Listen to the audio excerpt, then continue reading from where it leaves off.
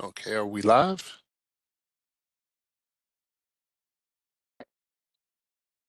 We are live. Okay. Good morning, everyone, or afternoon. I guess it depends on where you're located. My name is Andre Hargrave, and today we'll be going over the presentation of corporate certifications. And so, do a little housekeeping before we start. Um, I am representing both Global Sales Advisors and the Minority Business Development Agency today, and we'll get a little bit more into that as the presentation goes on. With that said, I'm going to go ahead and share my screen so we can get started. And the way we're going to handle the Q&A today, I think we have a small enough group where we'll be able to answer questions as we move forward. So please feel free to put your information in the chat, and then Sarah will let me know that there is a question. So with that said, we call this the Insider series. I've been doing it now for a couple of years. I'll talk a little bit about my background and those kind of elements. But for this course is Understanding Corporate Certifications. Here's a little bit about me. Some of you may know my background, my experience, and then sometimes we think we know, but we're not quite sure. So I'm a Army veteran, service-disabled Army veteran. I served both active duty and Minnesota National Guard. I was active duty for 7 years and then 2 years Minnesota National Guard. I'm the founder of Global Sales Advisors, which is a government relations firm that is in conjunction with the Minority Business Development Center, which is located here in the Tech Center in Colorado, in Denver, actually. A little bit about my background is I was also the federal procurement consultant for the Department of Transportation, SBTRC, when we originally brought it to Colorado. I was the director of the Rocky Mountain Minority Supplier Development Council on the certification side, which is our sister organization here. I was a Colorado State lead SBDC veterans rep. To say all of this is to say that I've been around for a while. So 25 years in the governmental space. Been certified virtually everything except women owned and 8A. And we can talk a little bit about that. I've also been certified on the corporate side. So I think I may be qualified to teach this course, and we'll let you all be the judge of that one. A little bit about the firm itself. Our expertise is business development. I like to put this slide in so people can understand how I come about the things that I say.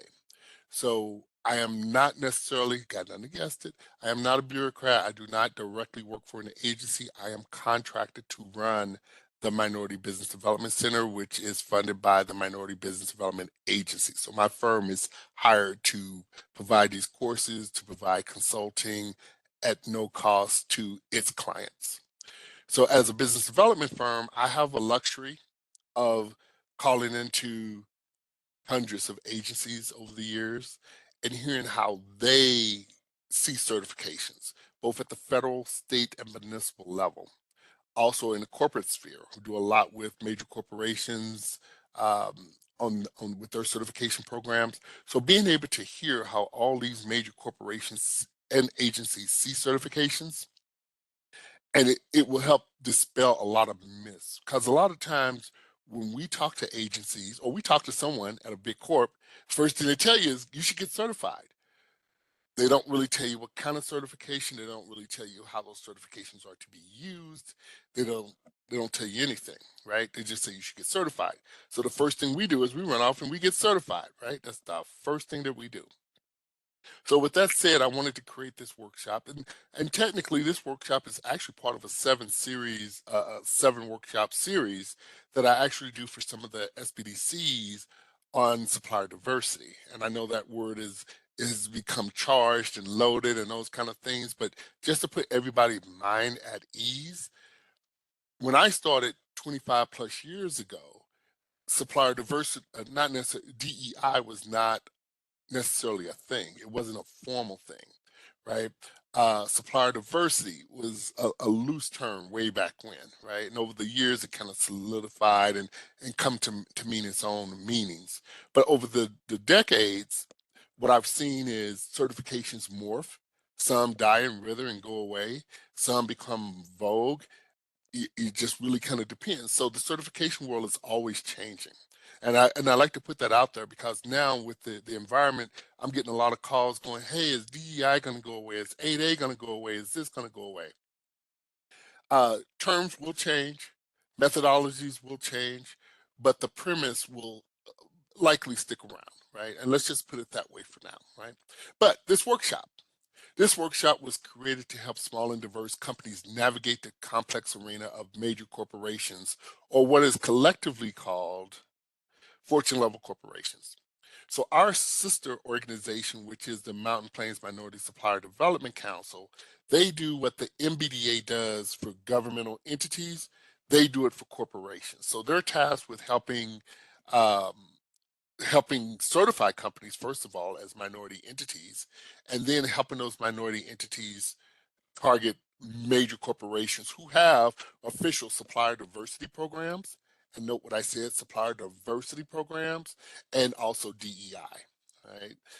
And there is a difference between them, right? One encompasses the other, but there is a difference. So let's just move with that. Right, so I always throw this slide in here. So a lot of times we get into our own little silos. And when we get into our silos, what'll happen is you'll go to an agency event. And let's pick on the feds for a moment. You'll go to a federal agency event and they'll say, are you 8A, are you HubZone, are you service disabled veteran, are you women-owned business, or economically disadvantaged women-owned business, right? That's in the federal space. If you're tribal, they may say, are you Native American under the Biennium Act? Are you, are you on tribal land? There's some other things out there, and there's programs also. But with this said, here's the basic certifications just in this state that you can get, including your federal certifications. So there's a whole plethora of certifications. Now, the irony is, if you leave Colorado, go to Chicago, Illinois, guess what? Some of these certifications will be relevant. Well, let me make that correction. Their certification programs will start over. So they're going to have their own woman-owned business, their own minority-owned business, their own. The only thing that will stay true across the states are DBE, which is under the Department of Transportation, ESB under the Department of Transportation, but mostly everything else will change in name, scope.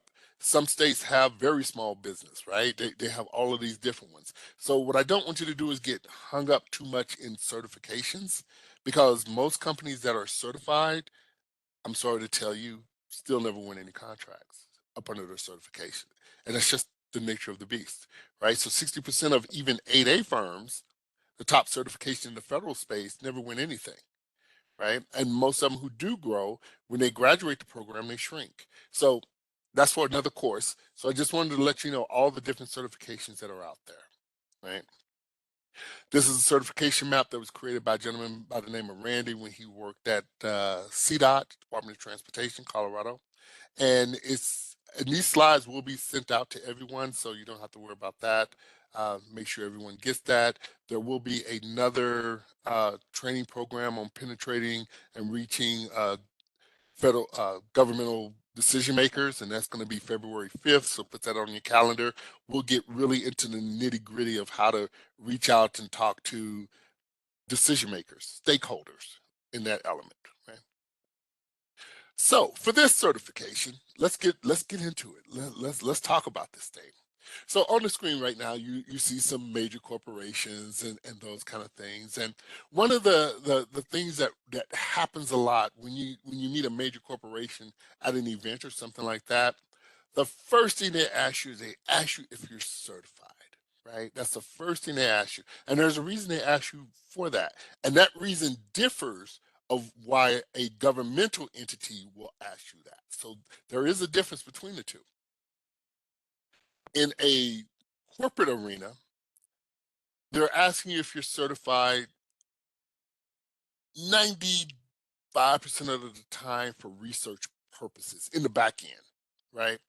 So in the corporate world, it is against the law for them to really set anything aside. I got a cup of coffee here. To set anything aside for because of gender, race, ethnicity. And guess what? It's always been that way, right? There is a moment when they can do it, but for the most part, 15507 public law, it's always been illegal, right? So for what you hear in the environment right now, don't let that go. Oh my God, they're going to get rid of this, they're going to get rid of that. And no, it's never happened. It does not happen. But we will touch on the essence of when it can happen, but you'll be surprised when we talk about that, right? So let's talk about corporate supplier diversity. First things first, right? Most of us don't understand corporate supplier diversity, and supplier diversity. I'm gonna read the screen here, but it's amazing when you really learn about it, right? So supplier diversity is a business strategy that ensures a diverse supplier base in the procurement of goods and services for a business or organization. Period. That's all it means. That's all it meant. Um, I see there is a question, and we'll get to your question there, Josh. I'll have Sarah read it to me. I did pop up there real quick, but that's what it means, and that's it. So every major corporation has a diverse supplier block, right? A diverse vendor portfolio. Every one of them do. Every major corporation has hundreds of vendors, right? And they're all types. They're from all over the globe. It's not what you've been led to believe, right? And then Sarah, if you can let me know what Josh's question was, because I'm not able to Yeah. see it. Yep. Josh is wondering, this might be a better question to take one-on-one, but he's wondering the criteria to get the 8A certification and how you can use that to be a prime for federal contracts. Okay, so the 8A certification, which is going through some changes, right? Um, it is the hardest federal certification to get. Most companies do not get their 8A certification, but primarily 750,000 or less in your net worth, right? Most small businesses will qualify for that, minus your business, your home, your retirement accounts, right? All of that's extrapolated out. If you're married, then whatever's left is then divided between you and your spouse, right? Your net worth. Also, at that particular point, anything that belonged to your spouse before you got married, or is just in your spouse's name that you don't get a piece of, that's extrapolated out also. So getting under that threshold is relatively easy, and most small businesses make that threshold. The only time you really don't make that threshold is when you have a lot of property that does not have mortgages on them. Listen to what I said. When you have property, right? Tangible properties, and there's no mortgage. So you got $1 million property, there's no mortgage on it, right? Your net worth is whatever it is plus that $1 million, right? Now, if there's a mortgage, let's say it's $1 million property and you're upside down on it and you owe 1,500,000, you're negative. So that's extrapolated out of your total net worth, which helps you get under there. Now, why most companies do not get their 8A? Because no longer, because of lawsuits, litigation, no longer are you presumed socially and economically disadvantaged. Everyone. No one is no longer presumed automatically. At one time, African Americans, Hispanics, Asians, we were automatically Hasidic Jews. We were automatically associated as disadvantaged because of the environment and climate in which you operated. That is no longer true.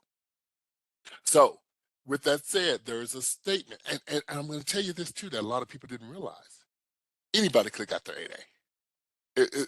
It's not a black or minority certification. It's a socioeconomically disadvantaged certification. So if you could prove you were socioeconomically disadvantaged, you could have got your certification. And for some people, it was a little harder than others. But to show your disparity, you have to write a statement. This is why most companies can't get their 8A certification. You have to write a statement to illustrate why you're socially and economically disadvantaged.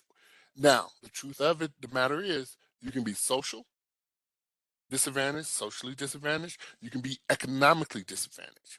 When I used to do 8A certifications, I would always put them together and say, because of this social factor, I have been financially disadvantaged. And your odds of getting your 8A go up exponentially.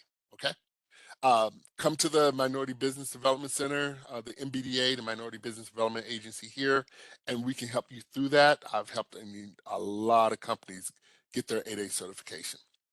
Now, with that said, this is for corporate. We're going to get back on corporate, but I have helped, you name the certification, I've helped people get certified, right? And there's an underlying method up under all certifications that when you understand it, your odds of getting certified go up way up out of it, out the roof. But most people look at it as a face value. And when you look at it as a face value, oh, I get 8A, I can get work, sole source to me, or I can competitive 8A sole source. Still, most 8As don't win, just so you know. I'm just gonna tell you that. And I'll tell you the secret to winning once you get your 8A. But getting back to this corporate certificate, and hopefully that answers your question, Josh. If not, let me know, and we can talk about it a little bit more. But if you want to go after your 8A, okay, how is the MBDA help in oh, that's a great question. Josh, you're just on it, right? Um, what the MBDA does is there's 40 MBDAs nationwide. Each one kind of specializes in their own expertise. We have export, we have uh, some centers specialize in different types of financing, all kind of things. Ours specializes in governmental contracting.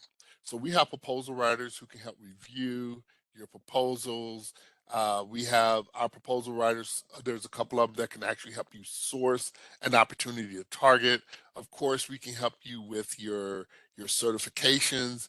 We can illustrate how to be a winner. We do approximately about I think 150 million a year is our goal. Well, I'll take that back.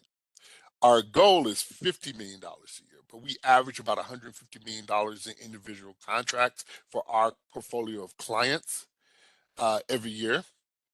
Now, with that said, we have some clients that are 40, 50, $400 million in gross revenue. And then we have some clients that are under $1 million in revenue. What we look at is if you're able to win or not. That's what we're looking at. And if you're able to finance the deal. So we're not going to help you win a $5 million deal when the largest deal you ever done was $10,000. That doesn't make economic sense, right? And that'll put your business under.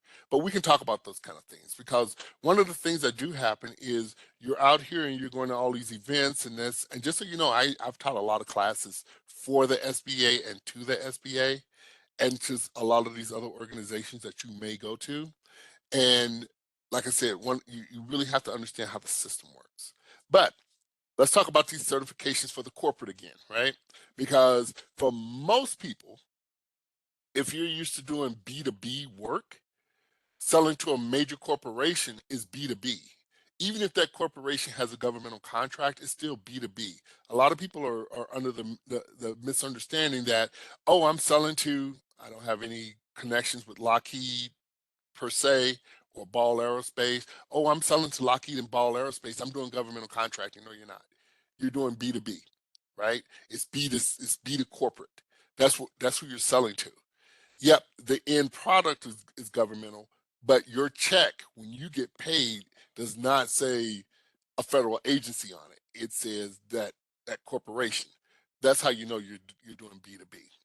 But we can get into that a little later.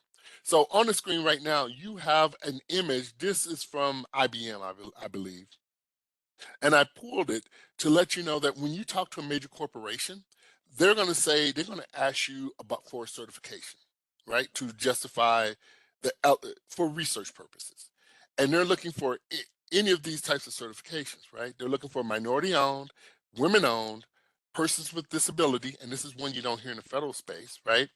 Veteran, disabled veteran, LBGTQ businesses, and then non-US based suppliers, right?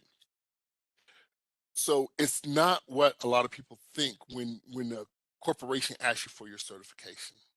And I just want everyone to know that, because when you go for a corporate certification or you dealing with corporations, one of the things a lot of people don't realize is you're doing a very specific thing. opposed to governmental contracting. So, but before I get into that, let me just explain this. Why doing corporate B2B is so great, because it is, right? For most companies, it's just an extension of their corporate or commercial sales, right? You got a sales team. Your sales team is used to calling on other businesses. Now, it's just bigger businesses, larger businesses.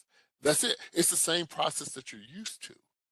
When you come out of this and you're trying to sell into the governmental sphere, it is a different process. There's a lot of rules and regulations, and sometimes selling into government can get you in trouble, right? Not just financially, but there are a lot of rules when it comes to governmental contracting, which the MBDA can help you navigate, right?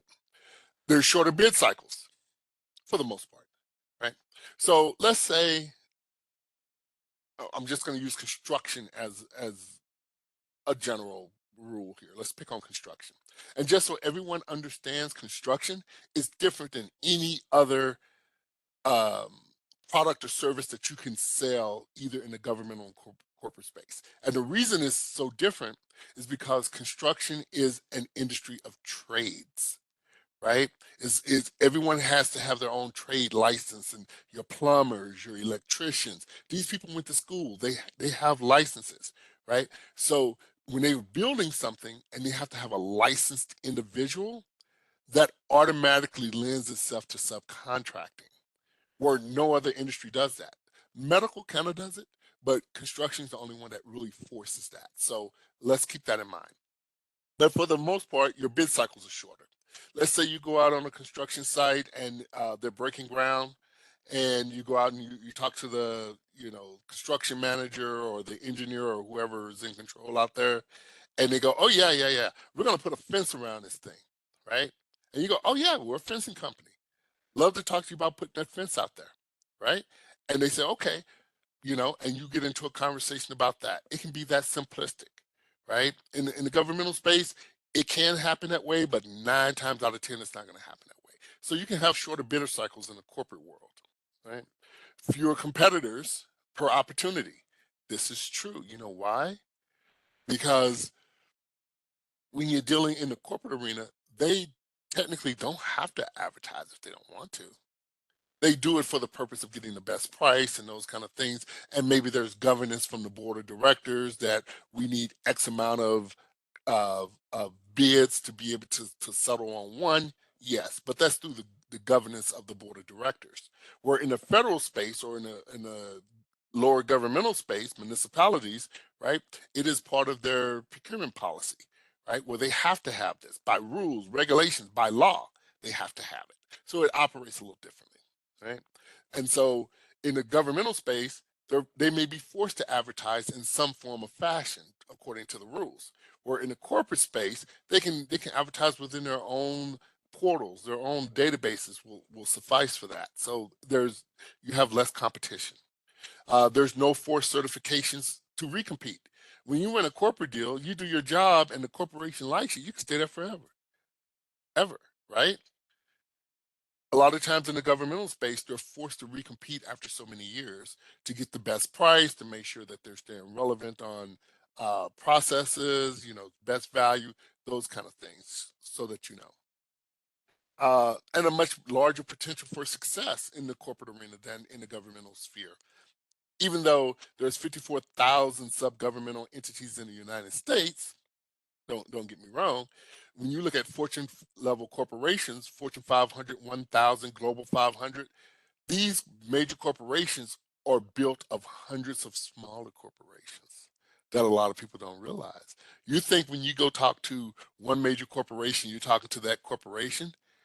No, there's hundreds of other corporations that this major corporation may own, right? That do not feed into headquarters. Just so you know, they could be autonomous divisions. So your odds of success when you know how to work the system go up exponentially. All right, so let's get into this. Understanding certifications, because a lot of people, you've been kind of sold a bill of goods, right? So what is a certification?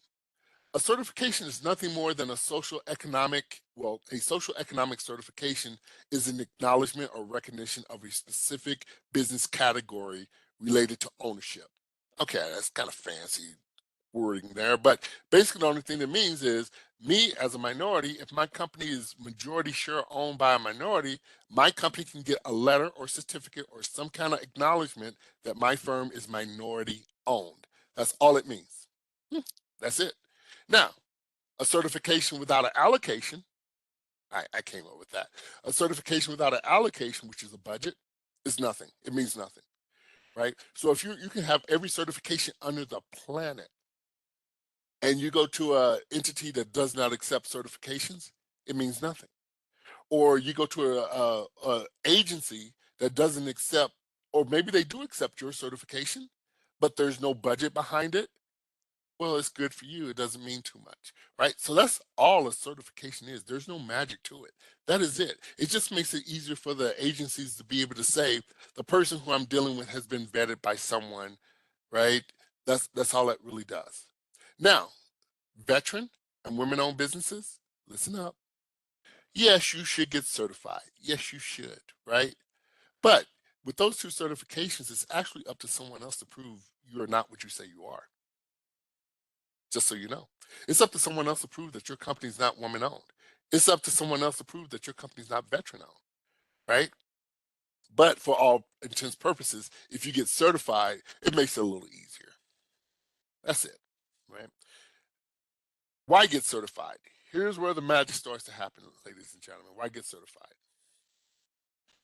You hear me say this. If you've ever been on one of my other presentations, you hear me say this. It levels the playing field. Now, when I say level the playing field, it's completely different than what you've been taught. It's completely 100% different. What I mean by level the playing field is it gets you in the room of places where you're normally not invited. And this is a real thing, right? And we're not talking racially, we're not talking uh, gender or any of this kind of stuff. We're just saying you're not in the room because you're not big enough to be in the room. And that's somebody else's determination of you.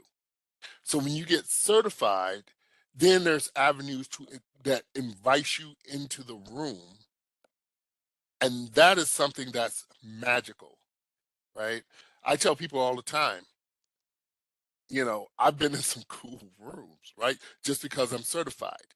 Now, once I got in the room, did I make something out of it? Or did I not make something out of it? And that's based on the business. But I've been invited to sporting events. I've been invited to concerts. I've been invited to really cool things where it's by invitation only because I'm a certified entity and I understand the system. Now, with all that said, was Andre perfect? No, I've been in rooms where I totally got tongue tied, right? And I'm sitting there talking with the VP of VPs, and they go, Andre, what do you do? And I tell them, and they go, well, Andre, how can you help me?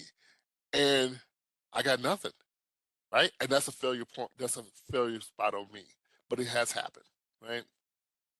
It limits the competition. So if something's set aside, mostly in the state, because as I stated in the corporate arena, it's not, it doesn't work that way, but it does limit the competition. Subcontracting relationships with big corporations, partnerships, mentor proteges, which we can help you with bigger corporations, and doing business with other certified entities. Now, I like this slide. I created this slide and I really like it because when you hear things out there in the real world, they make it sound like this. They make it sound like, oh, if I get certified, including the 8A, right, I can take a deal from a larger corporation because I'm a diverse certified company. No, no, it does not work that way. It does not work there. And when it does happen, there's litigation, right? Now, with all that said, I've been able to do a couple of deals like this in my career where a major corporation, where I was able to really take a deal from a major corporation. And my company was 8A certified. So once I was able to take it, I was able to protect it under the 8A certification program. Yeah, I've done that a couple times in my day. And trust me, that corporation still hates me to this day, right? But for the most part, it doesn't work this way, right? So just so everyone knows that when people come up and tell you, oh, if you get certified, we got work all over the place for you. My question to those companies is always the same thing.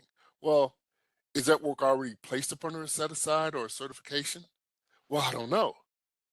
Well, how come I can't win the work now? And 9 times out of 10 is because there's no work there. They're just selling the concept, right? But there's actually no work actually there. Okay. Which certifications will work? I'm gonna speed this up a little bit. So when you're dealing with corporation, you're either a prime contractor or a subcontractor. That's it, right? If you are a prime contractor, it gets a little tricky. Let's say I'm a big major corporation and I hire you to do work for me internal to my corporation. You are a prime contractor. Yes, you are. You're the prime. However, if I have another contract out here, let's say I'm building something and I have that major contract and then I hire you, you are a sub. That's it. You are a sub. If you're working for me internally, you're a prime.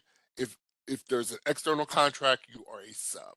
Always remember that, right? Because that's the difference. And when you start marketing, it's different. When you market to a major corporation, most of the time you're marketing as a sub, especially when you're certified, right? Just so you know. And these slides will be made available to everyone. Getting in the room. The most important thing you can do is get in the room, right? Always remember this. Most of the people you're dealing with do not sell. So when you go get your certifications, ask them if they ever own their own business. Ask them. Ask them if they've ever held their own contract. Ask them if the agency that they work for, so you'll meet a lot of people that says, yeah, I work for the government, I work for this, I work for that. And you say, oh, awesome.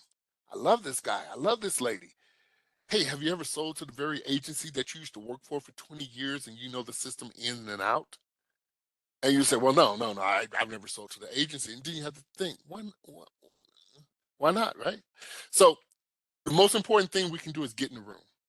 Now, once you get in the room, it's kind of up to you on what you do with that. And this is where most companies fail, both federally and corporate. This is where you fail, right? The best way to get in the room is through corporate opportunity events or business expos. This is the two essences of, for most of us, are going to how we start to get in the room. After you go to these two events and you meet people, then you can get your capability briefings or your sales meetings. But for the most part, you're looking to meet someone at a high level. These are the two places where you're going to meet those kind of, and we can help you navigate the system of where these events are and how to get in them. Most of these events will be held in one of three ways, really just three ways. One, the corporation itself will have its own vendor meetings, right? The corporation, they all have their own vendor meetings. And I've been to quite a few of them, and you're amazed at how big the vendors are at these vendor meetings and how few small businesses are actually at the vendor meetings. But you can come, you're just not on the list, right? So how do you get on the list? We use organizations such as the Mountain Plains Minority Supplier Development Council, which certifies MBE, minority business. Now, the thing with corporate certifications is you can be $1 billion corporation and get certified in the corporate space, but you can't in the governmental space because there's pricing thresholds and those kind of things in the governmental.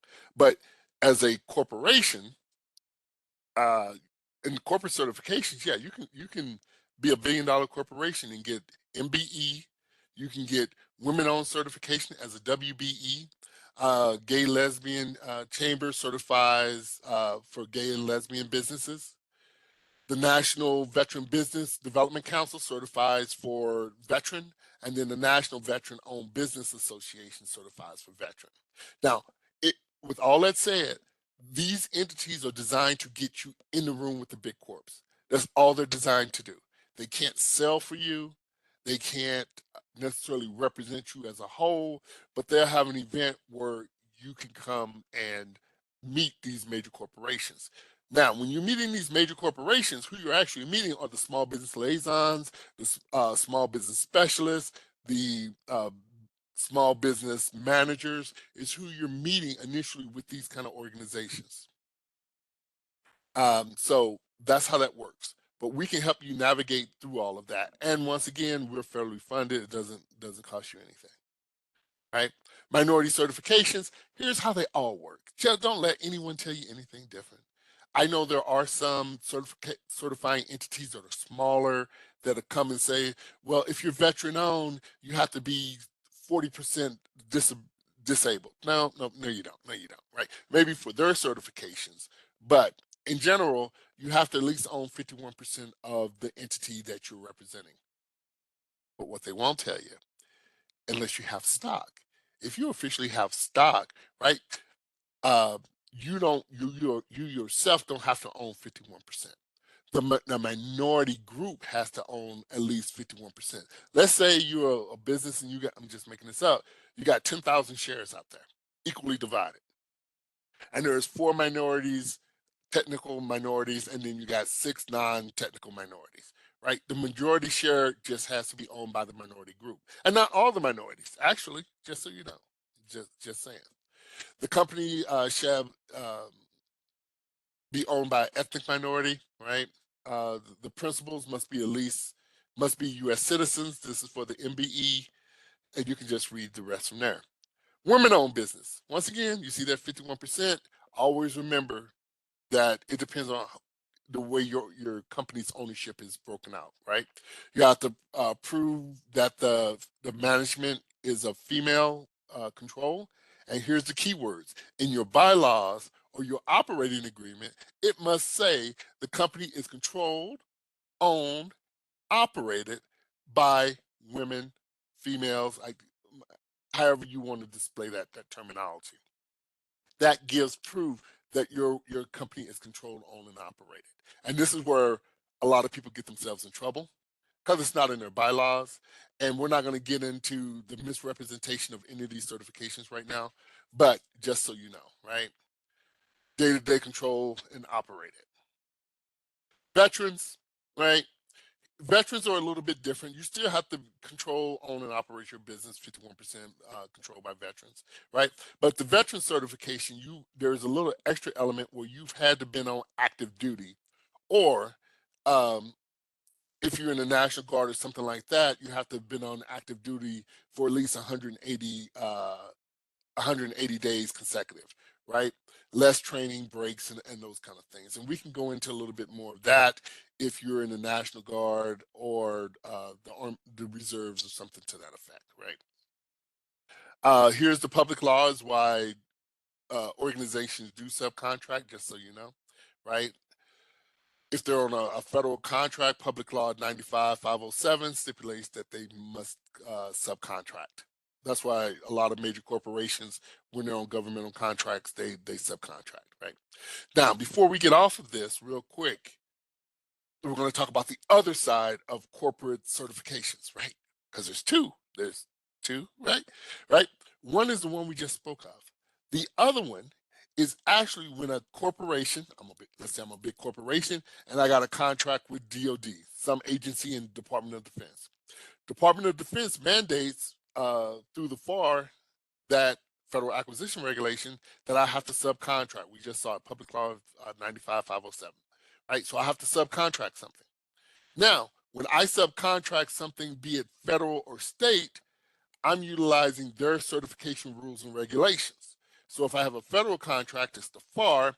If it's a corporate, a state or municipal level contract, it's their purchasing reg certifications that dictate the process, right? Just so you know.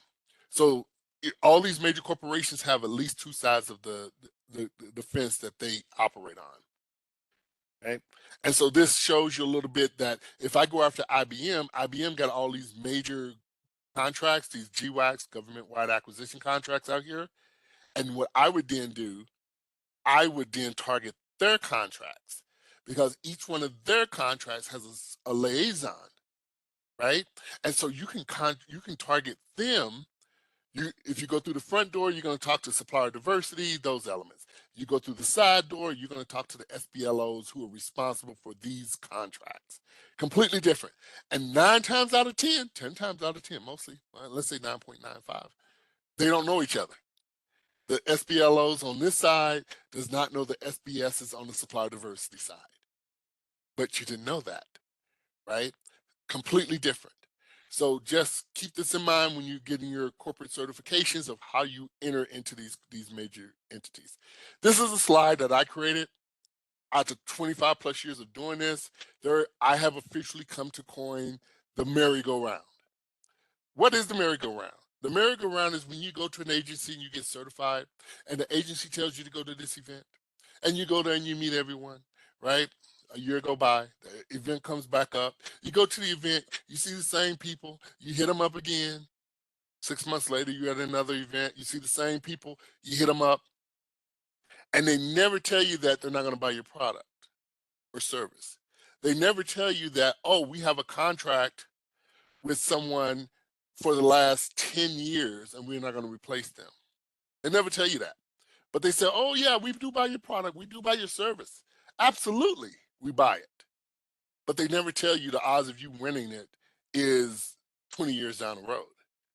They never tell you that, because we don't ask the right questions. We can help you get off this merry-go-round. I am not a fan of it. I was on it earlier on in my career, so I understand it. How do you get off of it? Really, really important. And one of the other things that go along with this is knowing that most entities that serve any governmental entity or major corporation are not certifiable. They can't get certified. But most of them that's doing business have no certifications. So you have to ask yourself, well, am I going to get certified? And there's a reason for it, right? Because it gets you in the room. That's the only reason you're going to get certified, because it gets you into Ball, Lockheed, Raytheon, IBM. It gets you in there, right? That's why you should get certified in the corporate sphere. All right, real simple. There's some questions on the screen, but I want to open it up to anyone who has a question out there. I know we went through this fast. Even though I took a lot of slides out of here, this is normally a 3-hour like course, but we did it in 40 minutes. So if anyone has any questions, please put them in the chat. If not, I'm just going to go through some basic questions here that people ask me all the time. One, do I really have to register on a company's supplier portal? It's up to you. That's the truth. The irony is when you talk to someone and they say register on a portal, because every corporation has a portal, what you have to ask is what entities utilize the portal. So if it's a Fortune level corporation, I can tell you now, probably other than headquarters, not too many people are using that portal. But you should register to show good faith and let that individual know that you did register in their portal as good faith, right? I used to register in a lot of portals, and probably once a year I would get a solicitation for something, So they do work, but there's a lot of them to register on. And I do know people hire people to try to register them in portals. So it's just really kind of up to you. All right, Azrael. Sarah, can you read that? Yeah, she's wondering what areas you would cover and expand when you do your true 3-hour version of this one. And then I'll add too, if someone wants to either have that put on for their organization or wants you to do it for their organization, how would they go about doing that? Or do you have any of those on the calendar? Okay, that's great. We don't have any on the calendar because normally we only do an hour total, right? But some of the SBDCs in the minority business office also, in the past we've done them the 3-hour sessions. So in the 3-hour sessions, if it's marketing or certifications, whatever, we go through all the certifications and actually how to register, what the portals look like. From that, what certifications would be best for an individual. We'll go around the room if there's enough time and inquire what the company does, and I can actually tell you what certifications you need, right? Because you're in construction, you need your DBE. Unless you're doing federal, then you need your 8A, right? So we can go through all of those kind of elements. And yes, you will receive the slides, right? I got 1 minute left, so let me go through these other two. Oh, there's another question. Do corporations have a mandate to instruct them on working with MBEs?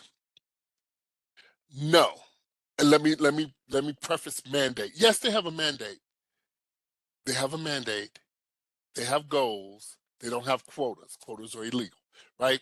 So the mandate is pushed down through the board of directors. There's a board of directors at every major corporation. That board of directors dictates how supplier diversity and DEI will be orchestrated through the organization, right? So yes, there is an element, but in the corporate world, it's called spend, SPEND, how much money they spend with, you'll hear the term, diverse businesses. That's the term. And that encompasses almost everything that they do, right? So usually what's going to happen, I'm going to get off here just a second. Usually what's going to happen is you're going to approach a corporation. You're going to go to their events because you're now MBE, WBE, or VBE, right? And you go to their events, you're in the room, you do a capability briefing finally with someone, you sell them, and they give you a contract award. And then what happens is purchasing and contracting says, oh, they're a diverse company. Check. All right. And so when they give their overall goals, they say, hey, we did $1.3 billion with diverse companies. That's the phrase you'll hear, diverse companies, right? And so you will send your certificate, you'll give all that to them, and they'll know that we did business with a minority owned firm. And that's really how it works in the corporate arena, right? Do you need certifications? No, but it helps when you're certified so you have this funnel into the corporation. Look at it from that point of view, and trust me, you won't get frustrated. Now, with that said, my time is up. Any other questions, please send them to me. Reach out to my team. Let's make this thing happen. My team has goals of winning, right? So we're not just consultants. We actually do this for a living, and our goal is to help you win. And so we have Paul from B-Side, right? Paul's going first. So Paul, with that said, I'm going to turn off my PowerPoint here and let you have the floor. Thanks so much. I appreciate that. You're welcome, sir. Let me find my screen. There it is.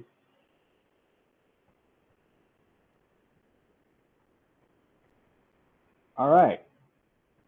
I appreciate everyone's time, and thank you to Sarah and Andre for always inviting us to these. We really appreciate it, and we hope you can find something valuable from our presentation as well. A little bit about B-Side Fund. So our organization, B-Side Fund, is also linked with B-Side Capital, our sister organization, if you will. We have been around for over 35 years. In the past, we used to be called Colorado Lending Source, and our mission has never changed, and that is to foster the economic growth of diverse small businesses, which is why it fits well with what everyone here at MBDA is doing to help these diverse small businesses. We are primarily a lender. We provide some technical assistance, but primarily we want to help small businesses who need financing and are not able to get it elsewhere. And so we have a variety of different loans and programs that we offer. The thing to remember is that our maximum is $350,000 loan, and our minimum is $20,000. So, what we try to do is, again, we try to fill the gap between when you go to as a small business owner, when you go to a bank and ask for financing, or you go to another financial institution, and maybe for a reason or the other, you cannot secure that financing. And so the gap between that and having to go to a lender such as, a more kind of like high interest rate lender of, or these lenders who give you loans that have to be repaid on a monthly or on a weekly or bi-weekly basis, that's really going to put a drain on your business. So we're really trying to fill that gap. And so we're doing those through term loans that, we can amortize over anywhere from 3 to 10 years. And our maximum interest rate is prime plus 4.5. Currently, I believe the prime is at 7.5. So, the rate is obviously not as competitive as a bank rate, but that's because we are a nonprofit organization. All we want to do is get you what you need, get you the financing you need, and help you move the needle. So then hopefully down the road, you can refinance our loan or pay it off early, since we have no prepayment penalties. When it comes to the use of funds, right? I would say the only things that we cannot really do are anything that has to do with commercial real estate. Um, so purchasing commercial real estate, using funds for tenant improvements on a lease that you have potentially. And the other thing that we cannot do is vehicle financing, but everything in between, everything else, we're happy to do. Most of our loans are for working capital and debt refinance. We have a lot of small business owners who come to us to try to refinance either credit card debt or line of credit, or a loan from a loan that they got through PayPal or something like that. That's really kind of high interest rate loan, and working capital. So small, businesses who have been around for a short period of time, maybe need a little bit more funds for marketing purposes, or to hire more people, or to just kind of generate more sales. Those are kind of the top two reasons, but obviously we can do anything else. We can do equipment inventory. We can even do a business acquisition as long as it fits under that $350,000. Some of the requirements are obviously, personal guarantees for any owner who has 20% or more ownership, which is very similar to what a bank would require. And obviously taking collateral, such as, what you have in your business. We usually try to stay away from personal collateral, so it's mostly just business assets. For business acquisition, for example, or purchase of equipment, or inventory, we usually try to see if you have at least 10% of what you're asking for in cash for you to contribute, but we can make a determination as a case by case scenario. Another thing to consider is that we cannot, unfortunately, at this time, work with brand new startup companies. So startup companies that I would define as pre-revenue companies, where I just have an idea, I have a plan, but I haven't generated any revenue. We are, however, happy to work with organizations and small businesses who have at least generated revenue for the past 6 months. So if you have generated revenue for 6 months and have a business plan in place on how things are going to work down the road, we're happy to take a look at it, but we cannot work with companies pre-revenue. And our application process is pretty smooth and simple. We try to make it, accessible through a quick website where you go to bsidefund.org. You fill out the application, just answer a few questions, and then we start collecting some documentation if we think it's an eligible project that we can work on. And our team is going to work with you through that process to get the approvals and ultimately to close the loan.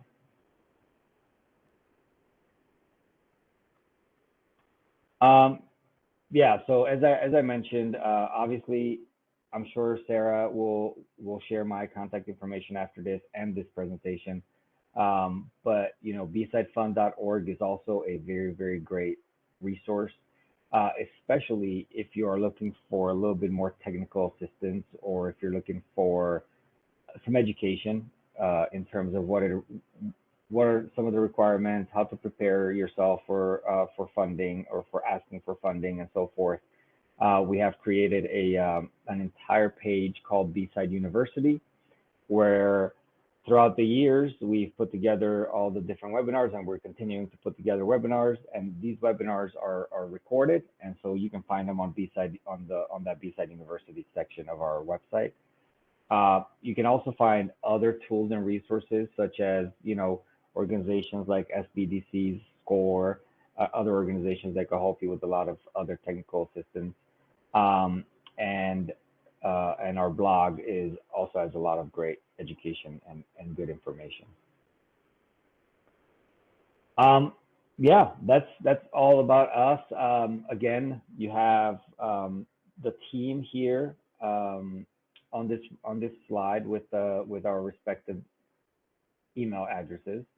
So myself and Kyle Kubunde, we are out in the field. We're client relationship officers. We're out there doing outreach, talking to people. Sandra Lopez, Katie, and Marie, and our newest employee, Tiffany, who we have to add here, are the people that you're going to be talking to throughout the application process and throughout the all the way through closing, if you choose to work with us. But that's all about B-Side Fund. Happy to answer any questions.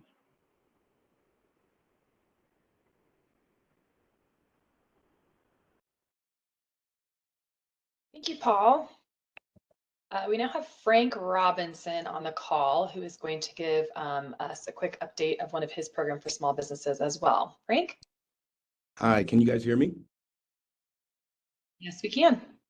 All right. Well, I asked because I was having some technical difficulties most of the call, so I'm glad you guys can.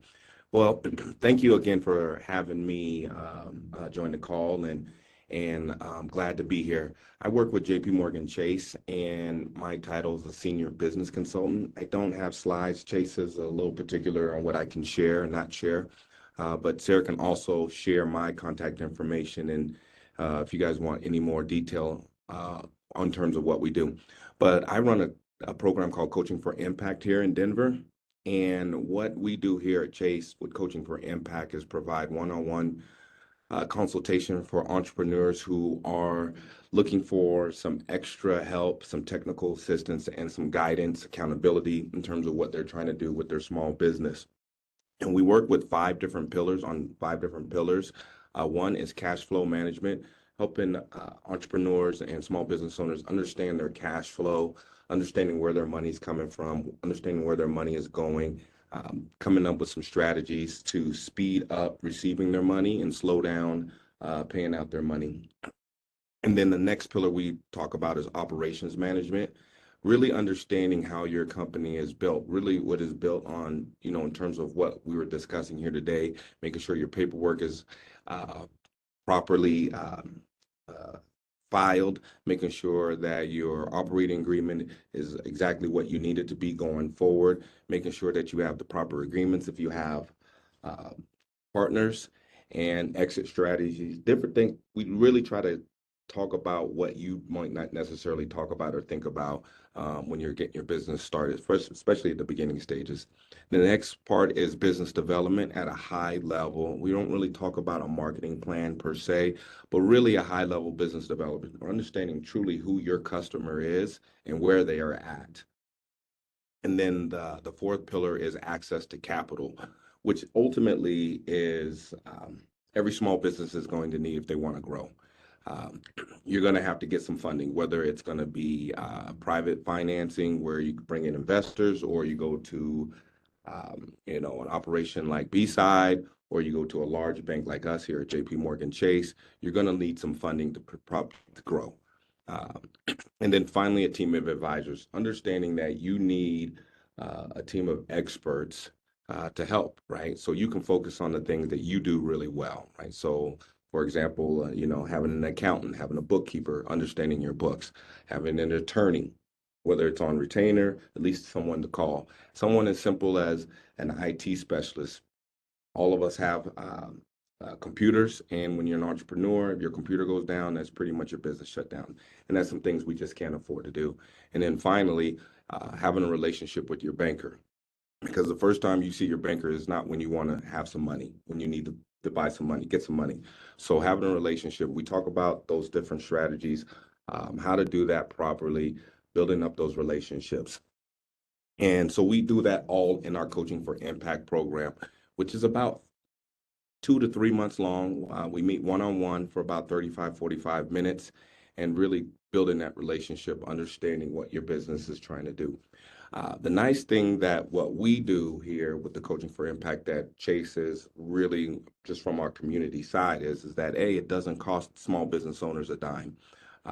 My salary is paid by Chase, And so our small business owners don't have to come in and get that one-on-one consultation, executive business coach without paying any money, especially at the beginning stage. We understand that that infant stage of growing your business is really, truly a special time. And then finally, you don't have to be a customer of Chase for me to work with you. So, we work with all businesses. We don't necessarily do very similar to Paul's with ideation stage, but if you're a startup, you are starting to run your business, you generate a little bit of revenue, we absolutely will work with you to help you continue that process. So again, sorry I don't have any slides to share, but I absolutely would welcome any opportunity that anyone will want to talk to me and discuss a little bit more about what we do. And I'm just going to go from there, but I appreciate your time.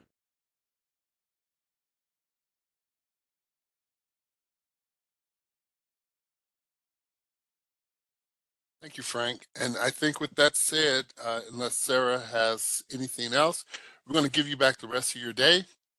And what I would like to remind everyone is that if you come to the Minority Business Development Center, which utilizes the Minority Business Development Agency grant to help provide no-cost services to companies here in the state of Colorado, well, actually, technically, nationally. We actually have clients in Germany, so I guess we would say globally, right? You're welcome to just reach out to us and we can help you through many things. We can also find the correct individual to help you purchase a building, acquire a franchise, anything like that. We are primarily about economic development and growth. So, and we'll do anything we can within reason to help a company grow and expand. So, with that said, thank you, everyone. Feel free to reach out to me directly or to Carlene Johns, who's the program manager here. Thank you, Sarah, for putting it on. Paul, Frank, thank you both for attending. Thank you all. Have a Thank great you. day. Bye. Thank you.